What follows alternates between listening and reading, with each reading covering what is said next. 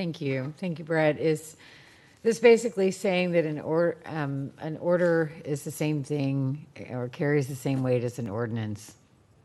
Only with respect to an emergency order, yes. When in any situation where city code authorizes administration to issue a rule or regulation in whatever form of document that it is, it would carry the same weight as the authorizing ordinance. In this case, we're talking about emergency orders, but there could be some other order power granted with respect to, say, water pollution. I think those are generally phrased as rules and regulations right now. But the aim of this clarification is it is what was authorized in 1992 was enforcement of a type of rule made through administrative when it is authorized by ordinance. Yes, thank you. Thank you. I don't mean to interrupt. I just wanted to keep it like here's the simplest way I can possibly put it. Thank you for that. Thank you so much for your research and the lovely tour of the dictionary that we got there. I really appreciate that you made it as simple as possible, and I will move approval.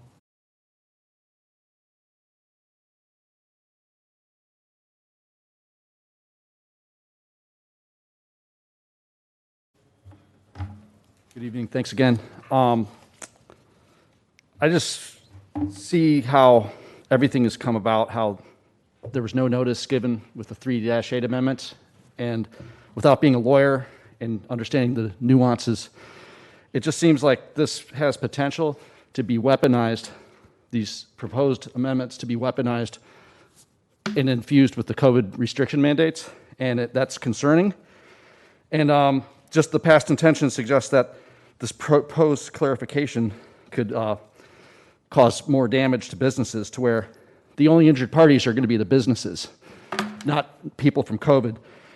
I have yet to see any proof that the alleged noncompliance with these emergency mandates by these St. Petersburg venues has resulted in the injury, loss, or harm to the lives and health of St. Petersburg residents to either a lesser or greater degree. Haven't seen the data.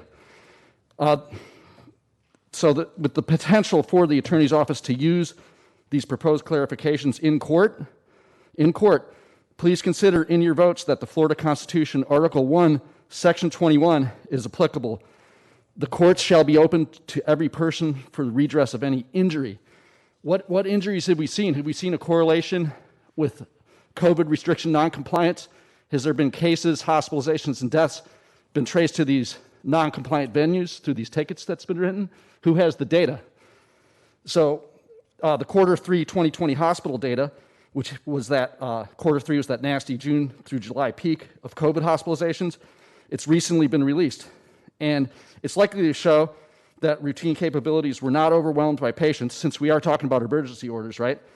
But they were understaffed. The hospitals were understaffed, and they were also unsafe, causing nurses to quit, all due to hospital CEO business administration decisions. So the poor planning on a hospital's part should not constitute an emergency on our part. And considering such, passing these amendments for clarifications would then be done when there was no evident overwhelming of hospital capacity, which is a cause for emergency, but rather due to poor decisions by hospital CEOs during a pandemic. So keep in mind that the maskless, the non-socially distanced Super Bowl partiers didn't cause an outbreak. We just had Daytona Bike Week. Let's look at those stats for Volusia County. And last night's St. Patty's Day Parade attendees. I don't know how many people are maskless or not socially distanced then. But it's looking, based on the Super Bowl, that none of those maskless, non-socially distanced crowds are likely to contribute to any significant outbreaks in the following weeks. Good night. Thanks again. Thank you. Next speaker, please. Vincent. Council members, please cast your votes. Seeing all present council members have voted, will the clerk please tally and announce the vote? Mr. Chair, the motion to approve agenda item I-5 passes 5-2 with council members Blackman and Montanari voting no, council members Driscoll, Foster, Gabbard, Rice, and Wheeler Bowman voting yes, and council member Fix Sanders being absent. Thank you, Mr. Clerk. Thank you, Mr. Pettigrew.